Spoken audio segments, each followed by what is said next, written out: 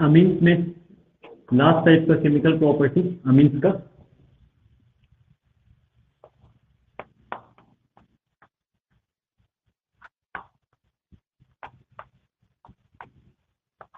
Electrophilic substitution reaction में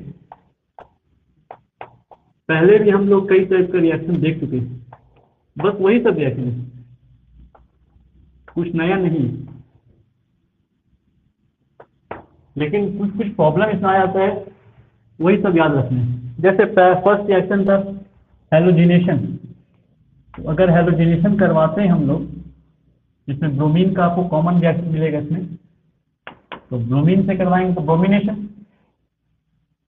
जब भी एक एरोमेटिक अमीन से, जिसमें हम लोग को पढ़ना है एनिलीन, तो जब एनिलीन में रिएक्शन करवाते हैं ब्रोमीन से, ब्रोमीन वाटर के प्रेजेंस में, तो कंपाउंड कुछ ऐसा मिलता है कि जितना भी ऑर्थो और पारा पोजीशन है, सारे ऑर्थो सारे पारा पोजीशन पर ब्रोमीन आके जुड़ जाते हैं। इस तरीके से मोनो सब्स्टिट्यूटेड बेंजीन बनाने के लिए बहुत प्रॉब्लम होता है। एक ब्रोमीन अगर लगाना है तो डायरेक्ट रिएक्शन करवाएंगे, नहीं हो पाएगा। तो उसके पीछे रीजन है कि NH2 बहुत एक्टिव ग्रुप है, बहुत ज़्यादा इलेक्ट्रॉन डोनेटिंग ग्रुप है, इसके पास पावर है। तो इसको थोड़ा सा कम किया जाए। कम करने के लिए क्या करते हैं, इसका असाइलेशन करवाते हैं। और ये असाइलेशन हम लोग पहले पढ़ चुके हैं। असाइलेशन के लिए असाइल क्लोराइड ले सकते हैं या फिर एनहाइड्राइड दे सकते हैं, एसिड एनहाइड्राइड। तो उसका रिएक्शन करवा देते हैं एसिटिक एनहाइड्राइड से। एसिटिक एनहाइड्राइड कुछ ऐसा कंपाउंड होता है जहाँ पे CH3 C double bond O O C double bond O CH3, इससे एसिटिक एनहाइड्राइड इससे रिएक्शन करवाते हैं।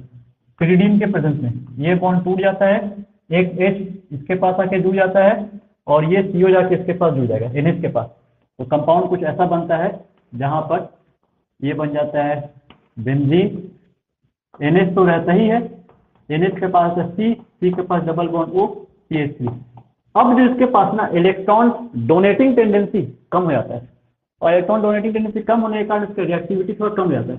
जब रिएक्टिविटी कम हो जाता है तो हर जगह पर ब्रोमीन जुड़ना मुश्किल होता है। सिर्फ मेजर प्रोडक्ट बनाएगा, मेजर प्रोडक्ट कहाँ पे होता है, पारा पोजीशन पे। तो अब जा करके इसका हम लोग ब्रोमिनेशन करवा देंगे। अब जा करके इसको ब्रोमीन से रिएक्ट करवा देते हैं, साथ में जो इथेनोइक एसिड बचा रहता है CH3COH, उसके प्रेजेंस में ये रिएक्शन हो जाता है, उसके प्रेजेंस में ये रिएक्शन होता है। और जो प्रोडक्ट मिलता है हम लोगों को, वो प्रोडक्ट कुछ इस तरीके से मिलेगा जहां पर ये प्रोडक्ट तो रहेगा ही, ब्रोमीन तो रहेगा ही, सॉरी NH2 तो रहेगा ही, अमाइड रहेगा ही, लेकिन सिर्फ पारा पोजीशन पे ब्रोमीन जाके जुड़ जाएगा, क्योंकि मेजर प्रोडक्ट वही होता है, पारा पोजीशन पे इस तरीके से जाके जुड़ जाएगा। और उसके बाद इसको हम लोग हटा देंगे, COCH3, ब्रोमीन आकर के यहाँ पारा पे जुड़ गया। अभी डायरेक्ट रिएक्शन करवा रहे थे तो ब्रोमीन हर जगह पे, हर ऑर्थो और पारा पे जुड़ जा रहा था, तो मोनो वाला कंपाउंड नहीं मिल पा रहा था, तो ट्राई ब्रोमो बन गया। तो मोनो बनाने के लिए NH का रिएक्टिविटी कम करते हैं, उसके लिए असाइल ग्रुप से रिएक्शन करवाते हैं। ये प्रोसेस क्या कराता था, असाइलेशन। और फिर उसके बाद इस ग्रुप को हटा देंगे, इस ग्रुप को हटा के वापस यहाँ H लगा देंगे। उसके लिए क्या करना पड़ेगा, हाइड्रोलिसिस। हाइड्रोलिसिस कैसे करेंगे, हाइड्रोलिसिस में दो पार्ट हो जाएगा, HOH। तो OH को बाहर कर दीजिए इस ग्रुप के साथ, तो H बच जाएगा, इसके साथ जुड़ जाएगा। और H जब इसके साथ वापस जुड़ जाएगा तो कंपाउंड देखिए मोनो ब्रोमो बन जाएगा, मोनो ब्रोमो एनिलीन। H जाके इससे जुड़ गया तो ये बन गया मोनो ब्रोमो एनिलीन। और ये ग्रुप बाहर चला गया, CH3COOH बन के एसिटिक एसिड बन के ये ग्रुप बाहर चला गया। तो जो एनहाइड्राइड लिए थे वो सब के सब वापस बाहर निकल गया। इस तरीके से इसका रिएक्शन करवा सकते हैं हेलोजिनेशन। नाइट्रेशन में भी सेम प्रॉब्लम आता है। अगर हम लोग नाइट्रेशन देखें, नाइट्रेशन में क्या होगा, NO2 ग्रुप। और जब एनिलीन का रिएक्शन करवाते हैं कंसंट्रेटेड HNO3 से, concentrated HNO3 in presence of concentrated sulphuric acid, तो प्रोडक्ट हम लोग को कुछ ऐसा मिलता है कि NO2 ऑर्थो पर भी जाके जुड़ जाता है, जो कि क्वांटिटी में सबसे कम होता है, 10% से भी कम। कुछ प्रोडक्ट ऐसा मिलेगा अराउंड 40% जैसा, जहां पर NO2 आकर के जुड़ जाता है मेटा पोजीशन पे 40% जैसे। और कुछ प्रोडक्ट ऐसा मिलेगा जहां पर NO2 आके जुड़ता है पारा पोजीशन पर। तो कुछ प्रोडक्ट ऐसा ही मिलता है जहां पे पारा पोजीशन पे NO2 आके जुड़ जाता है, और ये 50% जैसा लगभग आपको मिलेगा।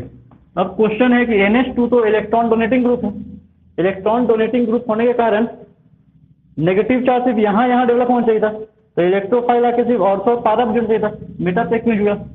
अब याद रखिए, इसका क्वेश्चन आता है एग्जाम में, तो हम कह सकते हैं कि मेटा पे जुड़ने का कारण है कि एक तरह का एसिड है, एसिड में क्या मिलेगा H+, और NH2 क्या है, इसके पास एडोन पेयर, अच्छा बेस, H+ डोनेट कर देता है, H+ इलेक्ट्रॉन पे डोनेट कर H+ को, उससे बन जाता है ये बेंजीन। NH2 इलेक्ट्रॉन पे डोनेट कर देता है H+ को, तो बना देता है ये, इसको कहते हैं एनिलीनियम आयन। अब ये जो ग्रुप है ये इलेक्ट्रॉन डोनेटिंग ग्रुप नहीं है, इलेक्ट्रॉन विड्रॉइंग ग्रुप बन गया। अब इलेक्ट्रॉन विड्रॉ करेगा तो फिर नेगेटिव चार्ज यहाँ जाएगा मेटा पोजीशन पर, तो इलेक्ट्रोफाइल आके यहाँ जुड़ेगा।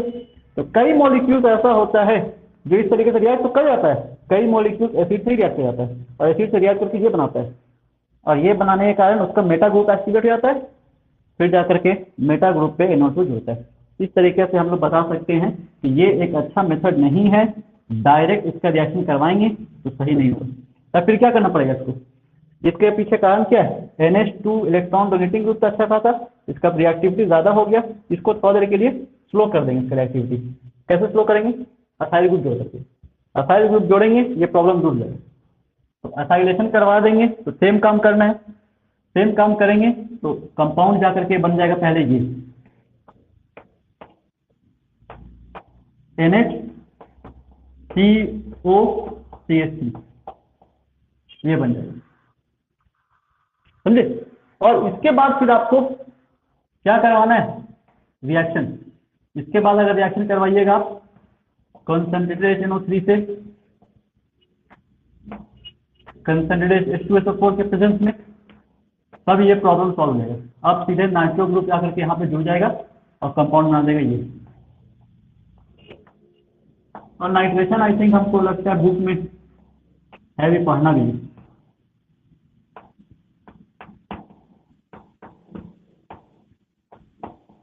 उसके बाद क्या करेंगे? जो यहाँ किए थे ये ग्रुप को हटाना है, वापस NH2 बनाना है ना, NH2 के साथ NO2 होना चाहिए था, तो NH2 से NO2 तो है, लेकिन प्रॉब्लम है कि मिक्सचर बन जा रहा है। तो मिक्सचर को दूर कैसे किया जाए? NH2 का रिएक्टिविटी कम कर दिए, कम करने का तरीका वो हो गया असाइल ग्रुप जोड़ दिए, ऐसा करने से प्रॉब्लम सॉल्व हो जाएगा। अब इस असाइल ग्रुप को हटाना है तो क्या कर देते हैं?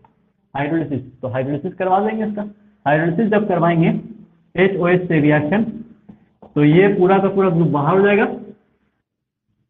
एक जाके यहाँ जुड़ जाएगा, कंपाउंड हम लोगों को ये वाला मिलेगा।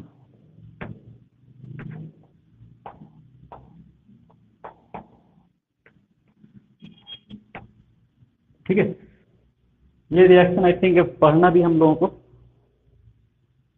NCERT का रिएक्शन है, पढ़ना है। तो ये इस तरीके से रिएक्शन हो जाएगा। उसके बाद फिर क्या करना है हम लोगों को? एक नाइट्रेशन रिएक्शन के बाद एक और होता है सल्फोनेशन।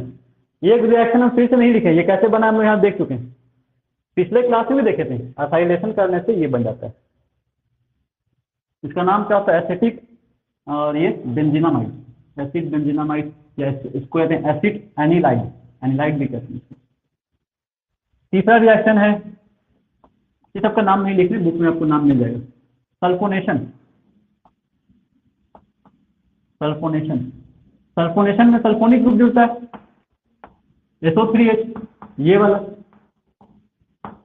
और नाइट्रेशन में NO2 वाला जुड़ता है। ब्रोमिनेशन में Br रहेगा। इसका रिएक्शन कैसे करवाते हैं?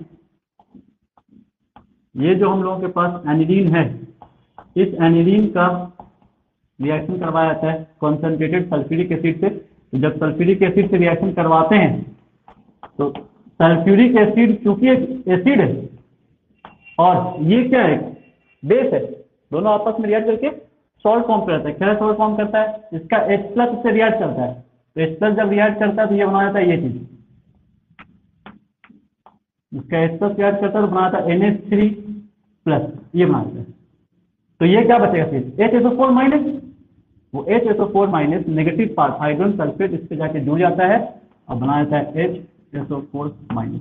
इस तरीके से ये कंपाउंड बनता है, नाम होता है हाइड्रोजन सल्फेट एनिलियम आयन। और अगर इसको फिर हम लोग गर्म कर देंगे लगभग 200 डिग्री सेल्सियस पर, तो इसका वाटर मॉलिक्यूल बाहर हो जाएगा, हीट कर देंगे H2O बाहर हो जाएगा। H2O में एक एक 2 H यहाँ से ले लीजिए, एक को यहाँ से ले लीजिए, 2 H यहाँ से ले लेंगे तो इसका H बच जाएगा वापस से NH2।